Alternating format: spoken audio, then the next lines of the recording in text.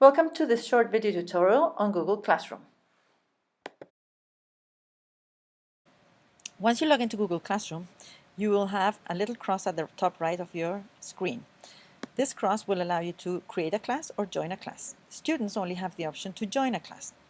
When you create a class, it will generate for you a unique classroom code that you should share with your students so that they can join your class.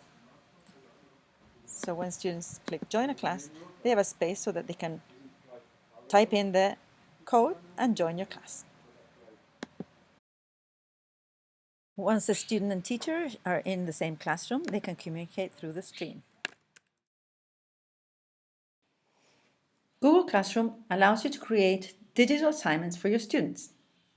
By moving from the Stream tab to the Classwork tab, you will find this colored button that will allow you to create different kinds of activities for your students. Let's focus on the assignment. Google Classroom allows for differentiation by allowing you to share work with some students or with all of them. Give your assignment first a title.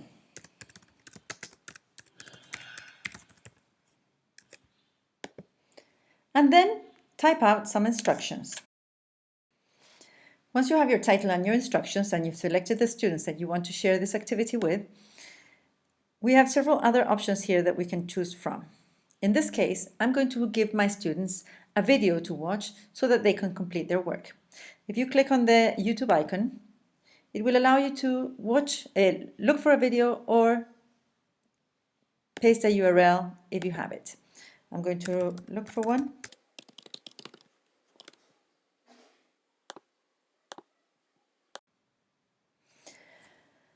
And now I want to give my students a file that I already have in Drive to work on. So usually you will be directed to the most recent files that are available, and you choose your file that you want to assign to your students. By default, students can only view the file. But if you want them to all work on a file, you would choose Students Can Edit File, but then you will have all the students working on a file, or you can choose to make a copy for each student. That's what I'm going to choose.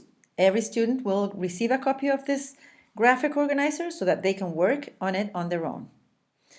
Now, I need to decide if I'm going to assign my work some points and how many points.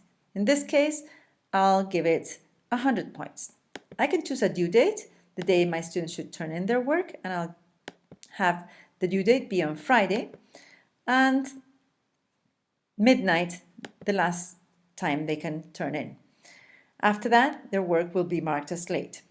It's important to give your work a topic because that will keep your classroom and your students' classroom organized, and they will have no trouble in looking for the work that you may have assigned them. So now we have a title, we have the instruction, a video that students can watch, and a graphic organizer in which they will work and transfer their knowledge, their learning.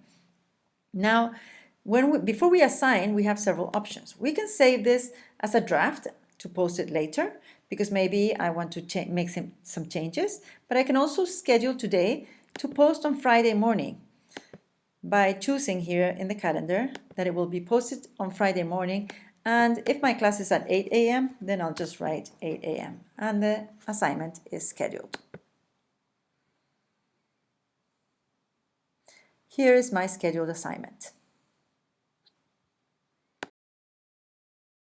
By default, your most recent post or assignment will be saved at the bottom of the folder. You can always move this to the top by just dragging and dropping, and that will have the latest post appear at the top for the students. You can also give your students personalized feedback on their work. You can go to their turned in work and open any student's work to give them personalized comments, like to check spelling, and then give them points for the work, and you're able to return, and then return. Google Classroom is also a mobile device app. It's very handy to have it in your device as it allows you quick access to all your posts to all your conversations on the stream or the assignments that you have given to your students.